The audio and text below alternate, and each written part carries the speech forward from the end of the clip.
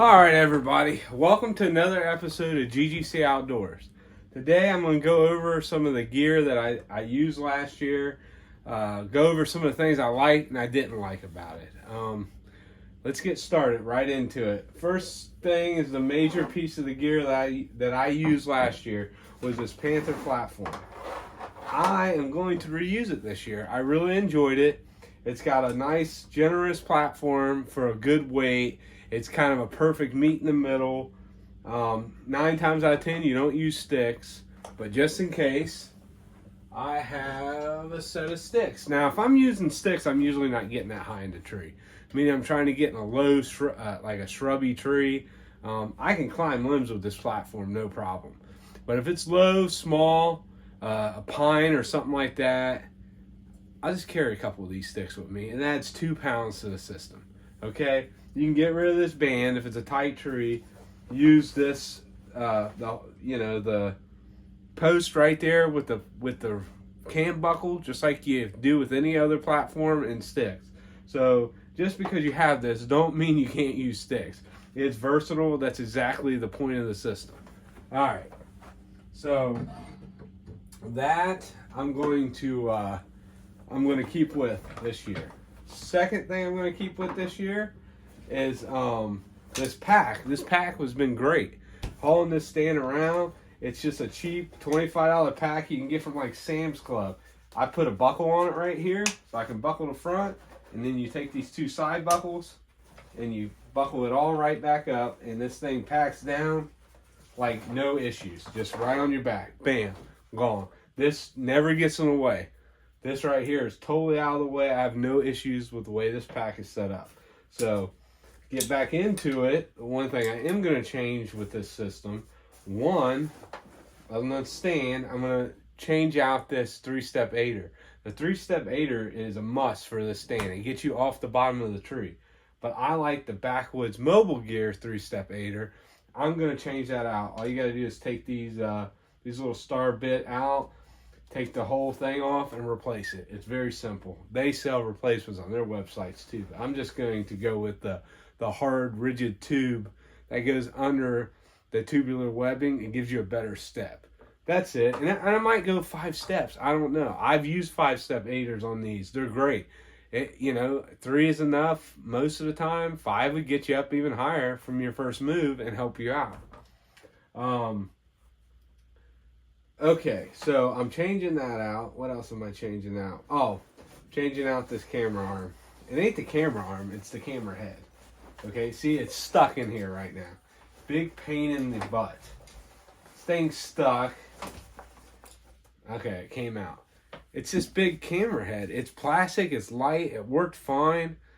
But Lone Wolf Custom Gear has a razor arm, which is skinnier. This is the original arm I've had for 3 years. No complaints.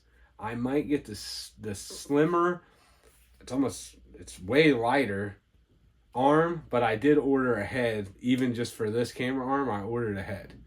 It's the razor head. It folds down flat. This thing will go smooth in and out of your bag. It's a big deal. I've had this thing catch up way too many times. You're trying to get set up, especially on an evening hunt, then deer might be moving earlier. You might get yourself in a pickle. So, changing that, I'm putting a bigger dog leash on, my pull-up rope, plus it also doubles as my retrieval line rope to get my tether down after I get to the bottom of the tree. Especially if I'm going over limbs, you got to be able to really pull and get that thing out of there. My last one was 16 foot. This is 25. You got to get long enough because you might need to get high in certain circumstances.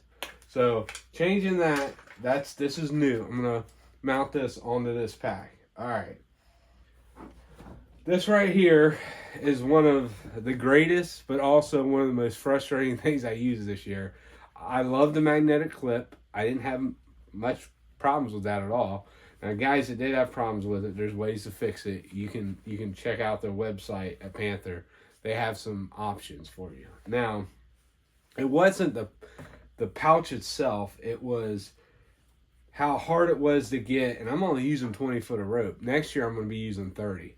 you got to get the rope in here, and then your device goes in this pouch, which is kind of small, and it's really hard to get in there because I use a nice big carabiner, which I like it. It's a diamond carabiner, black diamond.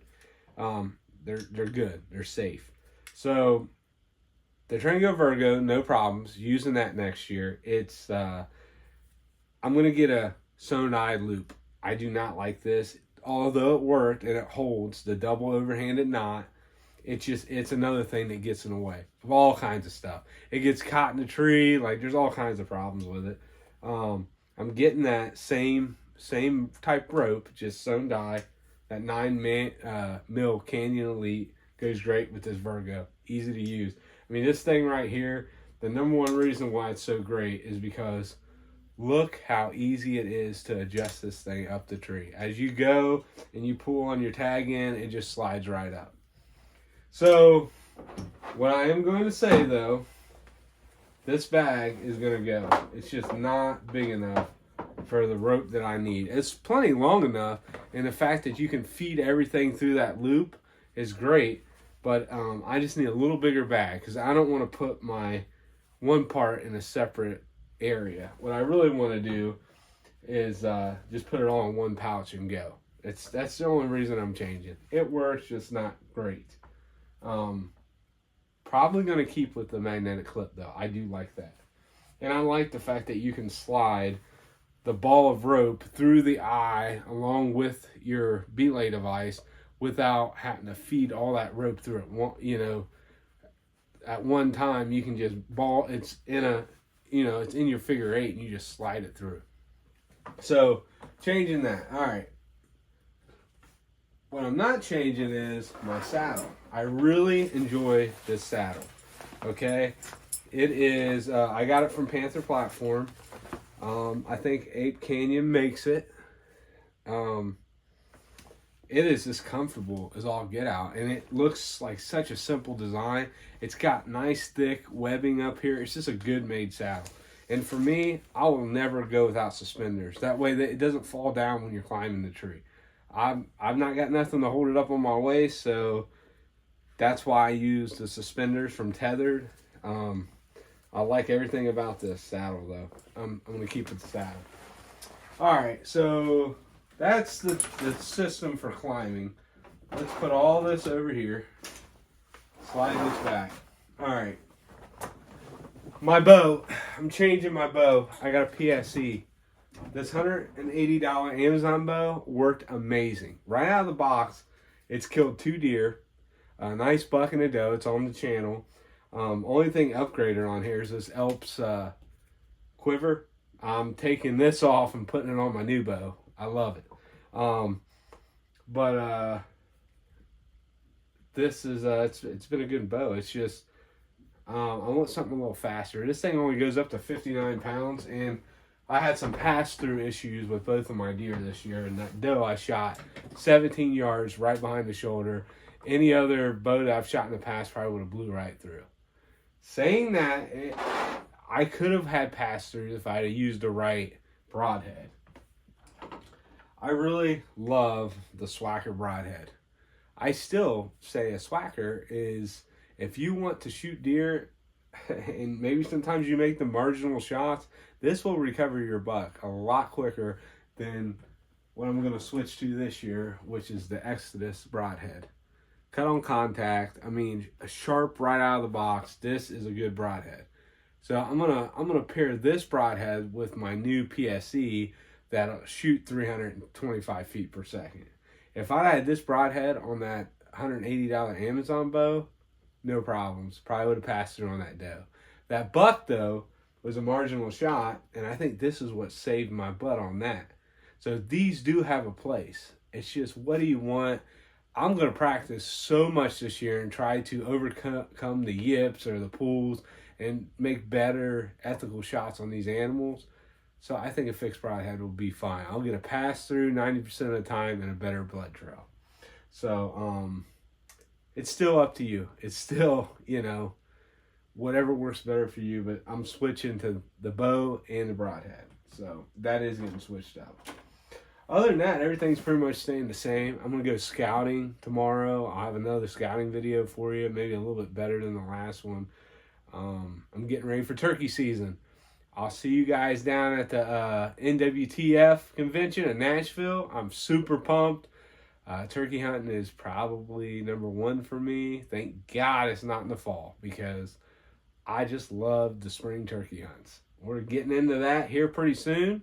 And we're going to start out in Kentucky youth, Ohio regular season, and probably Kentucky, and then maybe Indiana again. We'll see how, the season plays out and time off of work and stuff like that. But thanks for watching us. Last year was a super year. We're over 2,000 subscribers. Let's go. Keep clicking that subscribe button and likes and follow us. We're going to put more stuff on Instagram this year, and we're going to try to do some YouTube lives from the shooting range, maybe from the tree stand, from the fishing bank. Fishing season's coming in, so we'll have that coming for you. But thanks everybody who supported us through 2024 into 2025. Keep watching. We're going to try to do better. In the comment box, put suggestions. What videos do you want to see? Do you have questions on anything? We'll help you out, But overall, of what I use this year, Rook probably can make a video and tell you what he's changing or what he's keeping. Thank you for watching GGC Outdoors. Bye.